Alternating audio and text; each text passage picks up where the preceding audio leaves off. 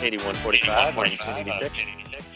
8145, copy 1086. Welcome to 1086, episode 3. Hey, Jerem, why do we call it 1086? Because it's a 10 code for Walk and Talk, which is a chance for us to talk in the community. Nice. And so what are we going to talk about this episode? We're going to meet the new assistant chief, Yeah. and we're going to talk about micromobility devices, which means e-scooters and e-bikes, and how they affect our parks and park safety. Well, speaking of that, I know we're going into the summer months, and so, our focus is all about safety. So I'm really excited about this conversation, but I also want to remind everybody, it's just important to be safe. Like when you're riding a bike or a motorcycle, wear a helmet. When you're in the parks, be cognizant of others and ride safely. And really, fireworks, concerned about that, and wildfires this year, be responsible and use appropriate measures to make sure that you prevent fires, right? Speaking of safety, I think you had an opportunity to talk to Officer Skeahan. I did. In fact, he gave us a lot of good info on what he's seeing in the parks and what we're concerned about. Let's go talk to him. Hey, Chuck. Why don't you tell me a little bit about what you're hearing in the parks? So it's been kind of a national trend, and we've seen a lot happening in Gresham with a lot of motorized vehicles, e-bikes, those kinds of things, scooters, kind of overtaking a lot of our public parks that are owned by the city. And unfortunately, there are rules against that kind of thing. And with that inundation, we've seen a lot of damage to a lot of our parks. So if you see what's going on behind us here, a lot of skid marks and drawing and markings and those kinds of things.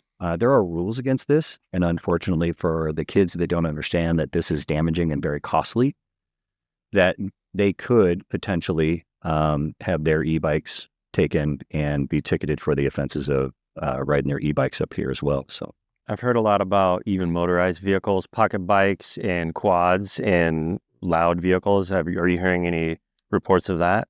We have, with the addition with the e-bikes and the scooters, we're finding a lot of kids and sometimes even adults riding small motorized like dirt bikes and those kinds of things out here. That is also illegal. Technically speaking, if you have anything that's over a certain amperage and over a certain displacement, it doesn't necessarily matter in a park, but those vehicles need to have insurance, you need to have registration for them, and you also need to have a license and appropriate safety equipment. So they're really more appropriate for off-road use, it sounds like? Absolutely. Most of the e-bikes, what we consider an e-bike, would have pedals, and those are completely okay in bike lanes and off-road and those kinds of things. But like I said before, if they're over a certain displacement, they're completely illegal to drive on roads, and specifically in parks where people are just trying to have a nice day and hang out with their kids and do the appropriate things in parks.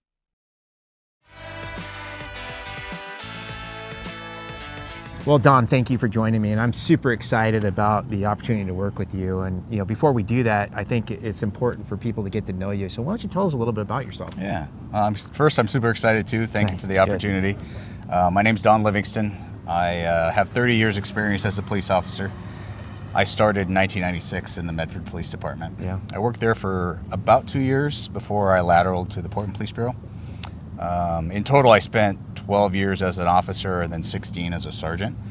And in 2024, I was hired by the Gresham Police Department as a lieutenant. And my first role was to oversee all our specialty units, which was our SWAT team, the negotiators, K-9, the crowd control team, or rapid response team, and our drone operators. Okay. I promoted to captain, and I oversaw those same teams, but additionally, I oversaw the investigations unit, so all of our detectives. Okay. And in this new role, I'm excited for new challenges. I will be the assistant chief, and I'll be overseeing the 3 captains that we have, the 3 divisions in the police department. So talk a little bit about your approach. I'm sure it's going to be different than your role as a lieutenant and captain as you take on this new assistant chief position. What do you think those differences are, and how are you going to approach that? Yeah, so for most of my career, as an officer and sergeant, I was kind of fixing problems that were in front of me. Yeah. I was taking care of things on a daily basis. Yeah. As I moved into the command role, I was kind of looking more towards the future. So I think, as the assistant chief, and your role as the chief, I think we need to prepare the Gresham Police Department for 10 years from now, what that's going to look like. So very true. We need to set the department up for success. What would it be that you hope to do before you leave? I feel like there's a lot to learn. I've been doing this job for 30 years, but that's just taught me that I don't know everything, and I learn something new every day.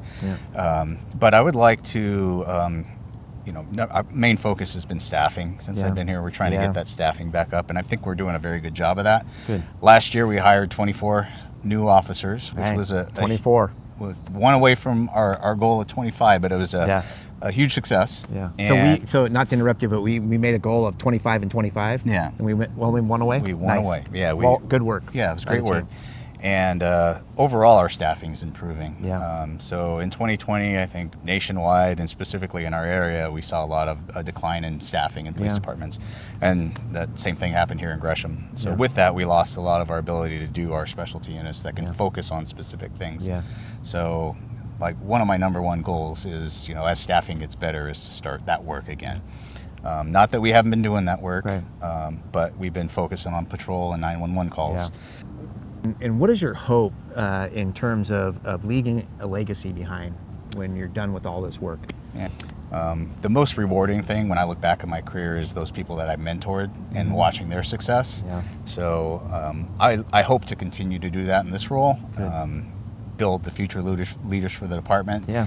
Well, what a great opportunity it is to have you. And I know you're excited. I'm excited. Is there anything you would like to say to the community about this role and City of Gresham as a whole? Yeah. So the City of Gresham has been a wonderful place since I've been here. I've been very impressed with the police department, the city, the community support. I know where my heart is. It's in Gresham, and Yeah. I feel like the same for you, maybe. Yeah, I like I said, I've been just overwhelmed and impressed with the support. Yeah. Not only just walking out in the community, getting a cup of coffee or something, and getting thanked by people. It's been wonderful. Yeah. I've always I knew from the beginning I wanted to be a police officer. My grandfather was a police officer, and I think if you like the place you serve, if you love the place you serve, it's a lot easier to do this job, and I've found that here in Gresham.